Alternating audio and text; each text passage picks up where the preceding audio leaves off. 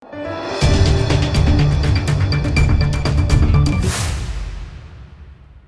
દર્શક મિત્રો, આપ જોઈ રહ્યા છો લોકમૈત્રી ન્યૂઝ। હવે જોઈએ અગત્યના સમાચાર।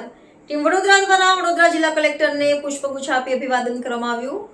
વડોદરા જિલ્લા કલેક્ટર વ્યસ્ત હોવાથી ડેપ્યુટી કલેક્ટરને પુષ્પગુચ્છ આપી અભિવાદન કરવામાં આવ્યું। જોકે વડોદરા જિલ્લા કલેક્ટર અનિલ ધામેલિયા પોતાના કામમાં વ્યસ્ત હોવાથી ડેપ્યુટી કલેક્ટર ભરત પટેલને પુષ્પગુચ્છ આપી વડોદરા જિલ્લા કલેક્ટરનું બહુમાન કરવામાં આવ્યું હતું।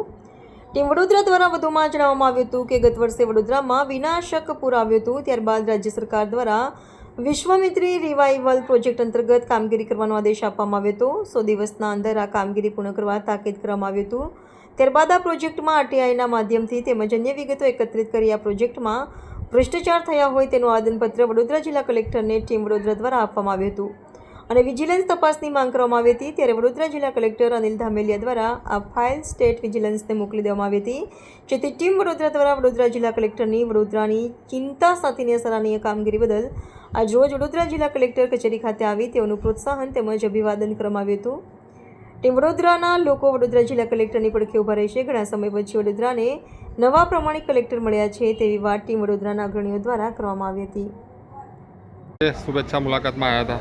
ગત વર્ષે જે વિશ્વામિત્રી નદીમાં પૂરના પાણી આવ્યા હતા, લોકો ભૂખ્યા તરસ્યા રહ્યા, 3 દિવસ સુધી બાળકો પણ ભૂખ્યા રહ્યા અને આ જોતા ગુજરાત સરકાર દ્વારા વિશ્વામિત્રી નદીને પહોળી કરવા માટે નાણાં ફાળવ્યા અને નાણાં ફાળવ્યા બાદ વડોદરા મહાનગરપાલિકા દ્વારા વિશ્વામિત્રી નદીને પહોળી કરવાનું જ્યારે આયોજન કરવામાં આવ્યું ત્યારે આ આયોજનમાં ક્યાંક ને ક્યાંક મસ્ત મોટા ભ્રષ્ટાચારો થયા છે।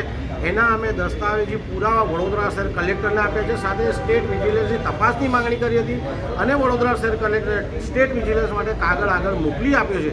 ત્યારે આવા વડોદરા શહેર કલેક્ટરને આજે અભિવાદન કરવા આવ્યા હતા અને એમને ગુલદસ્તો આપવા ગયા, પરંતુ સમય ન હોવાથી ડેપ્યુટી કલેક્ટર સાહેબને ગુલદસ્તો આપીને હવે પૂર્ણાહુતિ કરી છે, પરંતુ આવા કલેક્ટર વડોદરા શહેરને મળ્યા છે, અમે ખૂબ ખૂબ આભારી છીએ।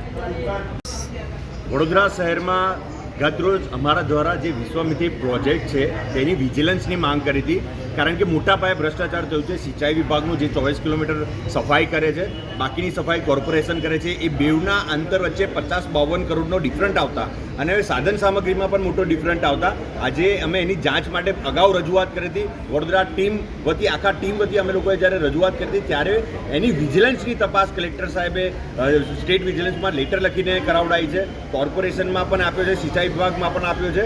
તે બદલ આવા અધિકારી વડોદરા શહેરને મળ્યા છે જે નિષ્પક્ષ અને જે આવેદનપત્રનું માન સન્માન રાખે છે। અગાઉ અન્ય કેટલા બધા કલેક્ટર, કેટલા બધા અધિકારીઓ મળી ચૂક્યા છે જે લોકોના આવેદનપત્રની આટલી ગંભીરતાથી લેતા નહોતા, પરંતુ સાહેબે જે રીતનું ગંભીરતાથી લીધું છે તે બદલ ટીમ વડોદરા, આખા વડોદરા વતી સાહેબનું શુભેચ્છા અને સન્માન માટે અમે આજે અહીંયા આવ્યા હતા।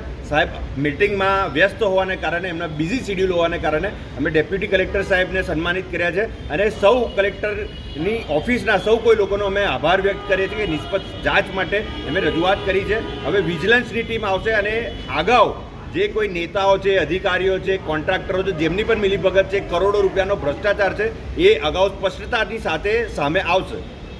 લોકમૈત્રી ન્યૂઝ સાથે જોડાયેલા રહેવા અમારા યુટ્યુબ ચેનલને સબસ્ક્રાઇબ કરી ફેસબુક અને ઇન્સ્ટાગ્રામ પેજને લાઇક અને શેર કરો।